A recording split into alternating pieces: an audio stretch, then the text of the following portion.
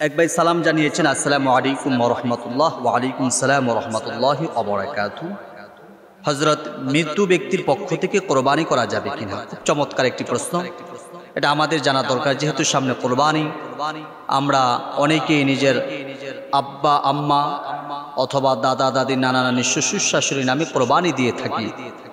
এই কোরবানি জায়েজ আছে কিনা এবং এই কোরবানির গোশত খাওয়া যাবে কিনা, খুব গুরুত্বপূর্ণ এই মাসালাটা আমরা অবশ্যই আমাদের জানা দরকার। আমরা জেনে বুঝে যেন আমল করতে পারি। একটু মনোযোগের সাথে শুনব। মৃত ব্যক্তির পক্ষ থেকে কোরবানি দেওয়া জায়েজ আছে।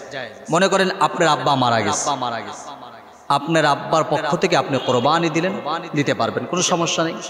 আপনার আম্মা মারা গেছে, আপনার আম্মার পক্ষ থেকে কোরবানি দিতে পারবেন, কোনো সমস্যা নেই।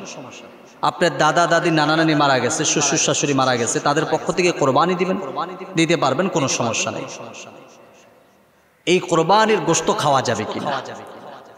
যদি মৃত ব্যক্তির মাল থেকে তার রেখে যাওয়া যে সম্পদ, সে ওসিয়ত করে গেছে যে এই সম্পদ থেকে আমাকে আমার নামে প্রতি বছর কোরবানি দিবা, তাহলে এই গোশত আপনার খাওয়া জায়েজ হবে না। যে ব্যক্তি কোরবানি দিবে ওনার জন্য খাওয়া জায়েজ হবে না, এটা সদকা করে দিতে হবে। আর যদি এমন হয় ইসালে সওয়াবের উদ্দেশ্যে, যে আমি আমার আব্বার কবরে আযাব মাফ হওয়ার জন্য, তার কবরে যেন সওয়াব পৌঁছায়, এই উদ্দেশ্যে আমি আমার আব্বার জন্য কোরবানি দিলাম, অর্থাৎ এক কথায় সওয়াবের উদ্দেশ্যে, তাহলে সে কোরবানি গোশত আপনার খেতে পারবেন, কোনো সমস্যা নাই। এটা খুব গুরুত্বপূর্ণ একটি মাসালা। আমরা অনেকে এই মাসালার প্রতি অজ্ঞ, জানি না।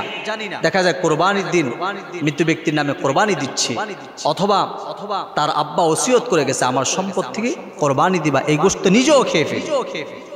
এমনটা করা যাবে না। যদি আপনার আব্বা ওসিয়ত করে থাকেন আমার সম্পদ থেকে তুমি কোরবানি দিবা, তাহলে ওই গোশত যিনি কোরবানি দিবেন, ছেলে হোক মেয়ে হোক, তার কোরবানি গোশত খাওয়া যাবে না।